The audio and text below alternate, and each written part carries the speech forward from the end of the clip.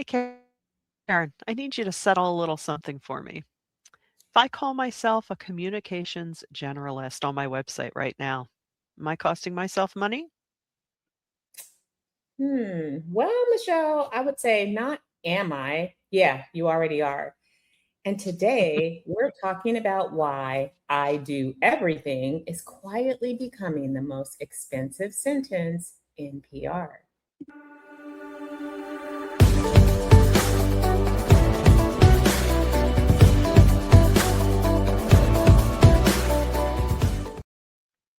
Welcome back to That Solo Life, the podcast for independent PR and communication pros who are building a business, not just freelancing between contracts.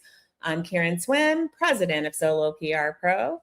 And I'm Michelle Kane, principal of Voice Matters. And today it's just the two of us, no guest, because this is a topic we've wanted to sit in on for a while. Yeah, we're calling this the specialization economy. The short version that there's data across the freelance and independent consulting world in 2026. And it's all saying the same thing from about six different directions. Mm. Generalists are getting squeezed and specialists are pulling away. So we want to talk about what that means if you are a solo PR pro and not just a freelance designer or a fractional CFO. Right, right. Because most of the trend pieces about this are written, for freelancers on a broad level. No one's really honed it and translated it for comms people. So that's our job today. Yeah, that's so true, Michelle. So one quick note before we dig in. Some of today's numbers come from freelance economy trend reports, and a few are still working through our verification process. So we'll flag those as we go Yeah. um, because we take that seriously on this show. And as always, we will always have sourcing notes in our show notes of where we get any numbers that we cite or where we're pulling data from. Yeah, absolutely. So let's get into it. What do you got, Karen? So let's start with the number that kind of made me sit up. Mm, The average US freelancer in 2026 is earning somewhere in the high 40s per hour. That sounds mhm. fine, except that average is hiding a canyon. Generalist content and writing work on the low end, specialists in high demand niches like us, Mhm. billing well over $100 an hour on the high end.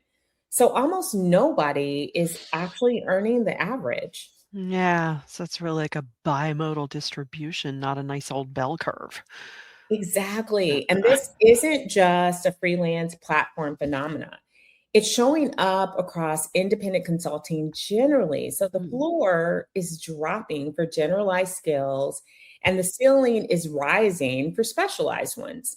So the middle, the I'm pretty good at a lot of things middle, is where people get stuck. Yeah, which that's an uncomfortable thing to come to terms with if you're the person, you've spent your whole career, and I think that's a lot of us, right? Who are like, well, yeah, I could do the media pitch, I can do the crisis plan, I can do your content calendar, roll out your newsletter, all the things that people might be expecting.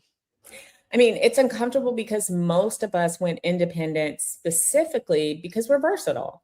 That's the pitch that we make to ourselves. I can do it all. That's my value. The market, however, is increasingly saying versatility is table stakes, not a differentiator. Interesting. So what exactly is the differentiator? Depth in Hmm. one specific area for one specific kind of client. So here's the part that should get people's attention. The reasoning is practical, not philosophical. A generalist PR consultant competes with an enormous pool of other generalist PR consultants. Someone who specifically handles crisis communications for mid-sized healthcare systems is competing with a much smaller, Mm. more identifiable group. Smaller pool, higher rates, and the client doesn't have to explain their industry to you from scratch, which is worth money on its own. Wow, yeah, that's so true. I mean, I love that you made that last point. It's so underrated. When we already know a client's world, the first call isn't, a crash course in what we do. We're 2 sentences in and we're already talking strategy. That just saves so much time and pain. Right. And there's a related shift that's kind of worth flagging. Companies are increasingly asking for proof of impact Mm. before they'll hire an independent specialist. Not portfolios, metrics, what happened after you did the work. That's so much easier to produce when you've done the same kind of work for the same kind of client over and over again. Instead of a portfolio that's one tech launch, one restaurant opening, and one nonprofit gala. So true. Yeah, I mean, I've done a little bit of everything it adds up, but it doesn't compound in the same way of saying, yeah, I banged this out, I've done this 15 times and we've had this success rate with it, within your industry. So let's go. Yeah. So let's get concrete because Hmm. niche down gets thrown around at every conference and nobody explains what it means practically for a PR consultant. Right, exactly. Because I think a lot of our listeners hear niche and think industry, like I do PR for restaurants, full stop. And I got to say, that alone makes me nervous because we all know that industries have highs and lows, and you don't want to, you don't want, yeah, you know where we're going with this. Yeah. That's part of it, but saying that, Yeah, right, it's incomplete. yeah, So the framework that kind of keeps showing up in the broader freelance research is pick a vertical and a horizontal, and your niche is the intersection. So, vertical is the industry, love it. healthcare, legal, fintech, sustainability, professional services. But horizontal is the skill or service. So, media relations, crisis and issues management, thought leadership, internal comms, funding round communications. Love it. So it's not, what do you do? I do PR. It's more, I help companies develop thought leadership, in the fintech founder sphere. Yeah. Yeah. Or I do crisis communications for law firms. Right. That's essentially Sharon Torik's, you know, Yeah. it's a throwback to the episode with her. So Yeah. she It's her does whole IP thing. and marketing law for independent agencies. She didn't build that as a generalist attorney who dabbles in marketing law. Very true. Or even think about Cara Ryan, who we've had on recently, she came up through healthcare comms specifically. So now she's got an advisor led AI powered practice on top of that. So it's that vertical and the horizontal both dialed in. So, if you're listening, this is possible. Doesn't sound, it's not quite the heavy lift that it sounds like, and it's really something worth considering. Yeah, and if you haven't listened to either of those conversations, we'll link it in the show notes because Mm. those are good they're good episodes all on their own with the content, but it's a good companion piece to think through what we're talking about today. Yeah, it definitely is. And once you say a niche out loud like that, it stops sounding like a limitation, right? And it starts sounding like a positioning statement. I do everything isn't memorable. And let's face it, even just saying those specific words is kind of a weak statement because we've always said you can't be good at everything, right? And nobody who refers to their business as I do everything. So they refer business to the specific name that pops into their head when someone says, I need someone who understands healthcare compliance and media. Yeah. And there's a practical, filtering benefit here too. Yeah, So, and we don't talk about that enough. We've mentioned it, but when you're specific, the wrong fit inquiries mostly stop coming in. So you true. stop getting can you also just quickly help with our internal newsletter request from an industry you don't want to be in? Yeah, which, side note, that goes hand in hand with scope creep, which deserves its own episode one day. But yes, positioning does some of your qualifying for you before the discovery call even happens, or if it happens. Mm, that's Mhm. that's so true. Like, let's not waste our time. Mm-mm. And here's another piece that a lot of people miss when they're thinking about niching or specialization. Sorry, I can't talk today. It's all right. it, it's really not just a rate conversation, right? It's an income stability conversation, because once you're known for one specific thing, you'll stop pitching one-off projects and start getting asked to stay. That's true. The glorious retainer, not just the one-off project. Yeah, the Yeah. broader freelance data on this points in that same direction. A large majority of hiring managers say they plan to lean more on freelance and fractional talent for ongoing work, not just isolated products. So that shift toward retainers and fractional roles is happening specifically because specialists make it easy to justify an ongoing relationship. Nobody keeps a generalist on retainer. You keep the person who is the healthcare crisis expert or the fintech thought leadership expert on retainer. Right, right. And honestly, going after this model, that solves the feast or famine cycle that most all of us solo practitioners, complain about or unfortunately experience from time to time. You're not reselling yourself from zero every 90 days. Yeah, and I think that also changes, the pitch, right? So rather Mhm. than I'll get you three media placements for $5,000, it becomes I'll manage your ongoing media strategy for, and please don't hang on these numbers. These are Yeah. just, 4,000 a month. Yeah. And here's what you get every quarter. Please charge way more than Mhm. those examples. But that leads to, a really different client relationship, and it's a completely different cash flow picture for you.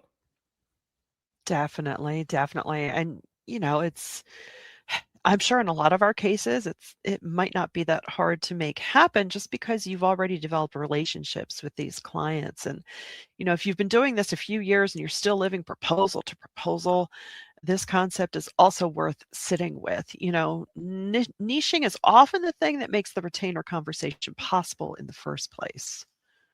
Mm, So, moving on, because we always like to look at all sides of things, let's talk about the pushback. Because every yeah. time this does come up in our beautiful solo PR pro community, there are some objections. All right, give them to me. All right. So, number one, if I niche down, I'll turn away good work and go broke waiting for the right clients. Yeah, that's real. And I don't want to brush that off. There's a genuine ramp up period, right? So the pattern Yeah. in the research is roughly 6 months to a year before a tighter niche pays off. This isn't rebrand Monday, raise your rates Tuesday. It's a runway decision, right? So you don't torch Yeah. your generalist client base overnight. You shift the new business conversation while you honor those relationships that you already have in place. True. It's similar to scaling up your rates. Every new person you bring on, you charge them what you probably should have been charging others. But so, objection number two, my market is too small if I go this specific. I mean, It's valid. so it is, but you can counter that with math, not reassurance. Mm, So if there are even a few hundred mid-sized healthcare systems in the country, you only mm, need a handful of retained clients to build a full solo practice. Too yeah, small almost never turns out to be true once you run the numbers. So we somehow conflate smaller pool of competitors with smaller pool of clients, and those are two very different pools. that's true. That's true. Small doesn't mean the same thing in every context. True. All right. Objection three. Was this the one, that I would think of too, or, that we might have heard the most? I'll get bored doing the same kind of work over and over, but aren't we I doing that mean, anyway? so I think that actually flips the other way for most people. So Yeah. as a generalist, every new client is a cold start, right? New industry, new Yeah. vocabulary, new stakeholders you don't understand yet. That can be exhausting in its own way. But when you specialize, the work still varies, but Yeah. you're not relearning an entire industry every engagement or reacquainting yourself. with every engagement. So the energy goes into strategy instead of orientation. That's true. That's true. And, I can say I can feel that shift myself with voice and tone work. Once you stop trying to be a generalist brand consultant and you get specific about voice, the work gets more interesting, not less, because you can go deeper instead of wider. Yeah. Yeah. And the fourth one, which I think is the quiet one nobody says out loud. What if I pick the wrong niche? Yeah, that's a real fear. Yeah, it Yeah. is. And I think the honest answer is a niche isn't a tattoo. It's a hypothesis that you're testing with real market feedback. Yeah. You commit for a focused stretch and the budget and the referrals genuinely aren't there, you adjust. Yeah. That's not failure, that's data. What Yeah. doesn't work is never committing long enough to get a real signal either way. True. True. So let's give people something to actually do with this because go niche without a method is just anxiety. Homework without instructions, awful word problems. Ah. Right. Right. So here's a simple 3-question filter. So, question 1, where do you already have unfair advantage? Past industry experience, a network, credentials, lived experience, something that means you start ahead of a stranger walking in cold. Right, right. Filter question 2, where's the budget? This is the one a lot of people skip. You can be brilliant in a niche that simply doesn't spend on PR. Well, that's not going to help. So you want to make sure you're matching your interest against actual willingness to pay. Healthcare, legal, financial services, B2B tech, they consistently show up as categories with real comms budgets. So, no matter what niche you're considering, definitely keep that in mind. That that's powerful right there. I Yeah. think people really need to sit with that and remember that because you're right. There could be, industries that are super specialized and it's your jam, but they don't have comms budgets. Hmm. So then why focus on it? Right. Third question, and this is one that's easy to forget. Can you say it in one sentence? And does that sentence make a stranger go, "Oh, I know exactly who needs you"? If Mm. your answer requires 3 qualifying clauses, it's not sharp enough yet. All right. So let's run a little drill on this, right? Let's do a hypothetical. Say a listener spent 6 years in-house, 6 years in-house at a regional bank before going solo, and now does a little bit of everything for small business clients. Yeah. So question 1, unfair advantage, right? Hmm. That person already speaks fluent financial services, compliance, and regulator relationships. Right. That is powerful. Most PR consultants would need a year to learn that vocabulary. Right. So okay, so they've already got the lingo down. They know the world. Question 2, budget. Like we said a couple of beats ago, financial services and fintech are consistently well-funded categories for communications. So, good sign. Yeah. And then question 3, the one sentence test. I help community banks and credit unions navigate media and regulatory communications. Say that at a conference and watch how fast someone says, "Oh, I know someone who needs that." Yeah. And, that's the whole exercise, which thank goodness. It's 3 questions. You might spend 15 minutes, of honest thinking. And you can go from I do a bit of everything to a sentence that can actually generate some referrals to rewarding and well-paying work. Yeah. I mean, I would actually add a fourth question to this Okay. too. So, and it's unofficial. Mhm. Are you willing to hold the line publicly? So Mm. you don't have to, you don't have to refuse every off niche referral that lands in your inbox, but your website, your LinkedIn, your pitch, those need to stay consistent or the positioning will not do its job. That's true. That's true. And that is the difference, once you make this decision to go down this road between having a niche and actually benefiting from it, right? A lot of people will write specializing in healthcare comms on their about page, but then their case studies are about restaurants, nonprofits, and all sorts of things. So the market being, your prospects out there, they're not going to believe positioning that that you're not walking your talk. They need to see the evidence of what you claim to be doing. Yeah. So this brings us to something we've touched on earlier. So once you've picked the niche, how do you actually prove it's working? Yeah, this is where the Mhm. portfolio versus metrics point comes back. So for every engagement going forward in your niche, capture one number: media pickups that led to a specific outcome, a measurable shift in share of voice, signups, attendance, whatever's real for that client. It doesn't have to be dramatic. One sentence, one number, one outcome.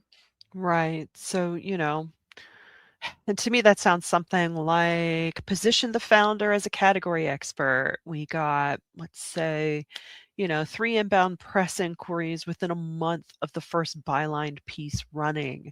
One line, but it does more work in a pitch than an entire portfolio page. And let's face it, people don't want to read a whole page anyway.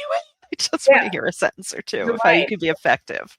Didn't we just like share recently that, people don't want ducks, they want, something different. And so Mhm. that it's exactly that kind of line, Michelle. And Yeah, you need to collect those before you need them. So don't wait until a prospect asks for proof to go digging through 18 months of, Slack messages to remember what happened. Just have your little running notes document, whether you use Notion, a notepad, or whatever, yeah. whatever your jam is for saving stuff, and put it all in one place and have it at the ready. Yeah, yeah. It really it helps on so many levels to build the habit into your closeout process, right? And every wrapped engagement, one sentence for the case study bank. In future, you will be very happy.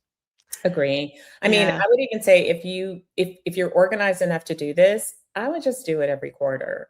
yeah, Because you have, campaigns that you're running for clients, take a moment, after every campaign and just capture some metrics and save those because you can use all that stuff. It doesn't have to be the whole entire client engagement. It could be specific campaigns. yeah. That's true. That's true. And I know I fault, do this.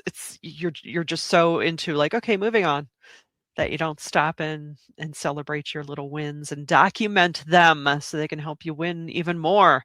All right. Yeah. So before we wrap, Karen, tie us back to why this matters beyond just an individual rate card. Yeah, I would say that, picking an area of specialization means that, yeah, you're going to say no to some revenue in the short term and you're betting on the medium term. And that is scary. And it's a scary call to make in isolation when you don't have anybody to reality check it. So I think it's Yeah. a conversation worth having with other independent practitioners who've actually made that leap. That can be so helpful. And then it's not theory, right? It's real. Here's what happened when I did it. Yeah. Yeah. Which is the perfect reason to join soloprpro.com because then you can bring that into our community and we can hash it out and we can talk about it because that's what we do best in there. Yeah, Yeah. Yeah, for sure. exactly that. And I mean, of course, you can always email us too if you want Yeah. to run an True. idea by us and you want to talk it out with Yeah. us. We are available. We would love that. Yes. So that's it for this episode. If that got you thinking about your own positioning, we'd love to hear where you land. As Karen said, shoot us a note. Um, our show notes and everything good about this will be at thatsololife.com. Drop a comment or let's talk about it in the Solo PR Pro community. Love that. And if I do everything is still on your website tonight, that's fine. We're not the specialization police, but maybe run the 3-question filter before you write your next proposal. And I don't know about you, Karen, but I'm talking to myself on that one too. So until next time. Take care of yourselves out there, Solo PR pros.